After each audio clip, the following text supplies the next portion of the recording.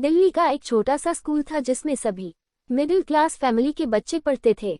अनुराग 11th arts का student था। वह चेहरे से गंभीर दिखने वाला और हर चीज सोच समझकर करने वाला लड़का था। उसके पापा इंजीनियर थे। पढ़ाई लिखाई में वह औसत दर्जे का था, लेकिन करिकुलर एक्टिविटीज में हमेशा आगे रहता था। उसके गालों के दोनों तरफ डिंपल पड़ते थे जो उसके व्यक्तित्व को चार चांद लगाते थे। अंशुल भी अनुराग से कम सुंदर नहीं थी। अंशुल 9th में पढ़ती थी। दिखने में बहुत ही सुंदर थी। उसके लंबे बाल उसकी सुंदरता को दोगुना कर देते थे। वह बहुत ही चंचल स्वभाव की और जीवन के हर पल को जीने वाली लड़की थी। अनुराग और अंशुल एक दूसरे को नहीं जानते थे। जानते भी कैसे? स्कूल में 2000 स्टूडेंट जो थे। बात स्कूल के एनुअल फंक्शन की है जो दिसंबर में होना था, पर उसकी तैयारी 1 महीने पहले से ही शुरू हो गई थी। फंक्शन में एक प्ले होना था, मिर्जा और साहिबा। इस प्ले की सारी जिम्मेवारी सीमा बत्रा मैडम, जो कि 11th आर्ट्स की इंचार्ज थी, उनको दी गई। 8th क्लास से ऊपर की क्लास के स्टूडेंट के ऑडिशन लिए गए। क्लास में अनुराग मैडम का फेवरेट स्टूडेंट था और वह कल्चरल एक्टिविटीज में एक्टिव भी रहता था, तो मेन रोल उसी को मिलना तय था। अब मिर्जा तो मिल गया था, साहिबा को ढूंढना था। बहुत सारी लड़कियों के ऑडिशन हुए और साहिबा के रोल के लिए अंशुल को सिलेक्ट कर लिया गया। प्ले की प्रैक्टिस के पहले दिन जब अनुराग ने अंशुल को देखा तो देखता ही रह गया। पहली ही नजर में अनुराग को अंशुल से प्यार हो गया। वो बस प्ले की प्रैक्टिस का इंतजार करता रहता।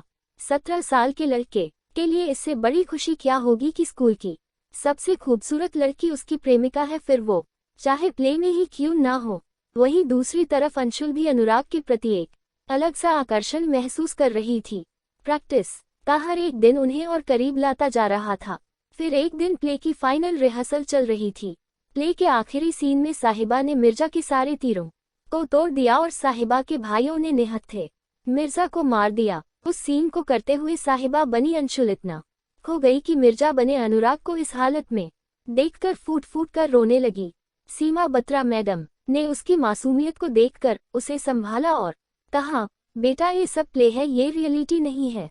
उस प्ले के बाद अनुराग और अंशुल की जिंदगी बिल्कुल बदल गई थी। उन्हें पता ही नहीं चला कि कब वह एक दूसरे को इतना चाहने लगे। अनुराग अंशुल के घर के चक्कर काटने लगा और स्कूल में भी वे दोनों थोड़ा बहुत मिलने लगे। दोनों का एक दूसरे को देखे बिना मन ही नहीं लगता था। एक बार अनुराग को बुखार हो गया और वह 4-5 दिन स्कूल में नहीं आया। अंशुल इस बीच बेचैन हो गई, क्योंकि उस वक्त मोबाइल फोन भी नहीं होते थे। उसका चंचल स्वभाव और अनुराग के प्रति चाहत ने अनुराग से मिलने जाने के लिए उसे मजबूर कर दिया। वो किताब लेने के बहाने अपनी फ्रेंड को साथ लेकर उसके घर चली गई। अनुराग उसे अचानक घर आया देखकर हैरान हो जाता है, लेकिन उसके दिल को उसे देखकर एक सुकून सा मिल जाता है। अंशुल की बेचैनी भी उससे मिलकर कम हो जाती है। इस उम्र में भावनाओं का सैलाब सा उठता है, जिसे रोक पाना थोड़ा मुश्किल काम है। STD से कॉल करना, पार्क में, स्कूल में मिलना, पता ही नहीं चला कब 2 साल बीत गए। अनुराग की 12th पूरी हो गई और अंशुल भी अब 11th में आ गई। अनुराग लॉ करने के लिए देहरादून चला गया। यहाँ अंशुल का मन स्कूल में नहीं लगता था, तो उसने स्कूल को छोड़कर पॉलिटेक्निक कॉलेज में एडमिशन ले लिया। कुछ समय तक उनके मन में खालीपन रहा। मन कहीं लगता ही नहीं था। एक दूसरे की याद भी आई। फोन पर थोड़ी बहुत बात भी हो जाती थी, लेकिन अब मिलना पॉसिबल नहीं था। फिर धीरे धीरे दोनों अपनी अपनी स्टडी में व्यस्त हो गए। उनके अपने अपने फ्रेंड सर्किल बन गए। समय के साथ साथ वो समझदार हो गए। अब उनको पता चल चुका था कि वो एक आकर्षक था, जो उम्र के उस पड़ाव पर हर लड़का लड़की को अक्सर हो ही जाता है। अनुराग की जिंदगी में आज कोई और लड़की है और अंशुल की शादी हो चुकी है। इस तरह एक प्यारी सी लव स्टोरी में एक अच्छा सा मोड़ आता है, लेकिन वो एहसास आज भी दोनों को गुदगुदाता है। बारिश की बूंदें पड़ने पर मिट्टी से जो प्यारी सी खुशबू आती है ना, कुछ उसी तरह का होता है पहला प्यार।